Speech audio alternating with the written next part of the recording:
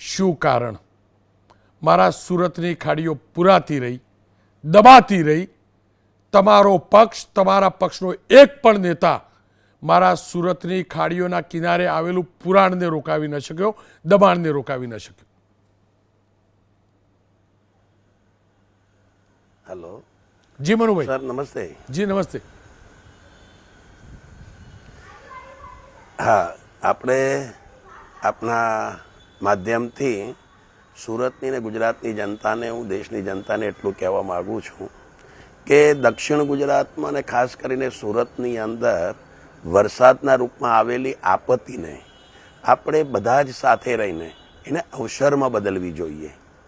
આપની વાત મેં સાંભળી અને 100% આપની વાતના દરેક મુદ્દાઓ સાચા છે કે ખાડીના કિનારે જે ખોટા દબાણો થયા છે, ખરેખર એ દબાણોને એને એલાઇનમેન્ટ પેલું એ મૂકીને એને દૂર કરવા જોઈએ.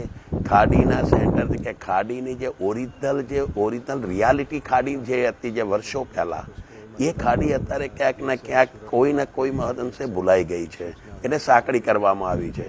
તો ઓરિજિનલ જે ખાડીની ત્રિજ્યા માપી અને એની બે બાજુ 10 મીટર 15 મીટર બે બાજુની જે જગ્યાઓ છોડીને પછી જ જો બાંધકામ થાય તો આવા સમયે આ જ્યારે બી વરસાદ આવે છે, વરસાદનું વાતાવરણ, ત્યારે જે ખાડીમાં જે પાણી વહન થાય છે એની ક્ષમતા વધે. ખાડીની સફાઈ કરવી, ખાડીના અંદર જે કાપ છે એને કાપને ઊંડે સુધીથી દૂર કરવો, એ બી એક પ્રાથમિકતા છે. આના લીધે જો એ કરવામાં આવે તો મારા હિસાબે મને એવું લાગે છે કે આવનારો આજે વરસાદ છે તો વરસાદનું પાણી વહન થઈને દરિયા સુધી પહોંચી શકે છે. પણ મનુભાઈ, આ બધું કરતા તમને કોને રોક્યા? તમારા પક્ષનું શાસન છે, કોર્પોરેશન તમારા પક્ષની છે, રાજ્યની સરકાર તમારી છે, તમારા પક્ષની છે. રોક્યા કોને? તમે આ તમને જ્ઞાન છે, સારી વસ્તુ છે, તમામને આ જ્ઞાન છે. રોક્યા કોને? નહીં, અમે અમારા લેવલથી રજૂઆતો કરેલી જ છે. અમે અમારા લેવલથી સંકલનમાં બી ઘણી વખત રજૂઆતો કરી છે. જે ગેરકાયદેસર મકાનો બન્યા છે એની પણ રજૂઆત મારા દફતરથી મારા ત્યાંથી થઈ છે. અને તેમ છતાં ક્યાંક ને ક્યાંક કોઈ ને કોઈ કમી રહી ગઈ હોય એવું મને લાગે છે. અને આવનારા દિવસો માટે ગયા વર્ષે અમારી એક સંકલન મળી હતી, એ માનનીય અમારા જલમંત્રી CR પાટીલ સાહેબના નેતૃત્વમાં એક અમારી કમિટી મળી હતી. અને એ કમિટીની અંદર આખી જે ખાડી છે એ ખાડીનું વહન કઈ રીતે રોકવું ને કઈ રીતે ટ્રાન્સફર કરવું એ ઉપર ગહન ચર્ચા થઈ હતી. પણ મને લાગે છે કે એનો જે પ્લાનિંગ બનાવવાનું જે શરૂઆત છે, એનું પ્લાનિંગ જે છે, એનો જે આખો જે વોટર ડિવાઇડેશનનો જે આખો પ્લાન છે એ એમાં છે, પ્રોગ્રેસમાં છે.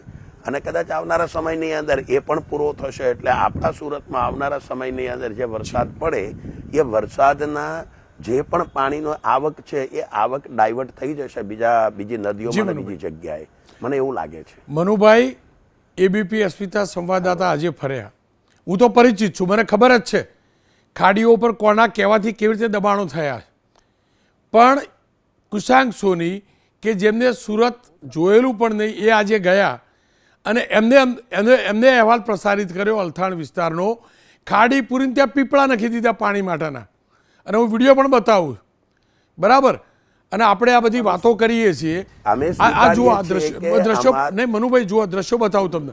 આ દ્રશ્યો બતાવું, આ દ્રશ્યો બતાવું. અને તમારે ધ્યાન ખાતર કહું, તમારા પક્ષનો જ વોટર, જી જી સર, તમારા પક્ષનો જ મતદાતા મને ફોન કરીને કહે છે, રોનકભાઈ આ બતાવો ને, આ દર્શાવો ને. ત્યાં સુધી કહે છે કે અમારા જ ધારાસભ્ય, અમારા જ કોર્પોરેટરો, કશું થતું નથી, આ બતાવો, અમારી આ સ્થિતિ છે. તમને આશ્ચર્ય થશે, ઊનથી લઈ મેં એને અલથાણ મોકલ્યો અને દ્રશ્યો લઈ આવ્યો. કોઈ અજાણ્યો વ્યક્તિ તો પણ એને સમજ પડી. એને મને કહ્યું કે સાહેબ આ ખાડી આખી પૂરી નાખેલી, પ્લાન તો સાઈડ ઉપર ગયો, આ પુરાણ કેમ થયું ભાઈ? સર આપને જાણ ખાતર કહું, સર આપની જાણ ખાતર એટલું કહું કે અમે 24 કલાક ગઈકાલે સાંજે જે પાણી આ વરસાદ બંધ થયા એના પછી આ NDRFની ટીમ, પોલીસ તંત્ર, કોર્પોરેશન, અમે ધારાસભ્ય, કોર્પોરેટરો, અમે બધા આખી રાત ઘણી બધી મહેનત કરી છે અને લોકોને રેસ્ક્યુ કરીને પોતાના બીજા સ્થળે, એક સ્થળેથી બીજા સ્થળે ખસેડવાનું કામ બી અમે લોકોએ કર્યું છે.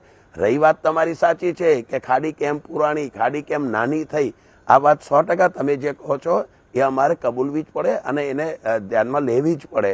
હું આપને ખાલી એટલું જ કહું છું કે સુરતની પ્રજા છે, સુરત એક સ્પિરિટ છે અને એ સુરતનું સ્પિરિટ આવનારા થોડાક જ દિવસોની અંદર આ આફતને અવસરમાં બદલવાનું કામ કરીશું અમે બધા સાથે રહીને.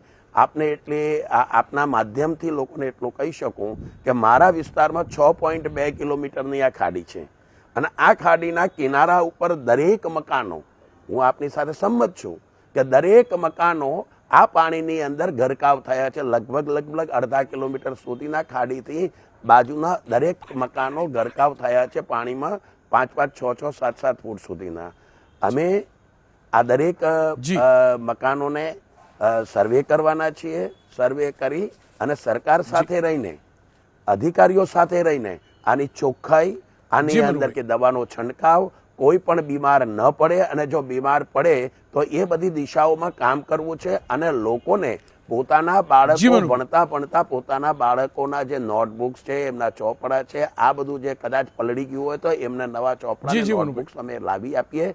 એ માટેની અમે આજે સરકારને ચર્ચા બી કરી છે. મનુભાઈ, તમારા પક્ષના પ્રદેશ અધ્યક્ષ એટલે કે જગદીશભાઈ પંચાલે પણ, જગદીશભાઈ વિશ્વકર્માએ પણ મને જે હમણાં જાણકારી મળી એ પ્રકારે તમામ કાર્યકર્તાઓને સૂચના પણ આપી છે કે પૂર પ્રભાવિત લોકોની મદદે પહોંચો, એમને હર સંભવ મદદ કરો.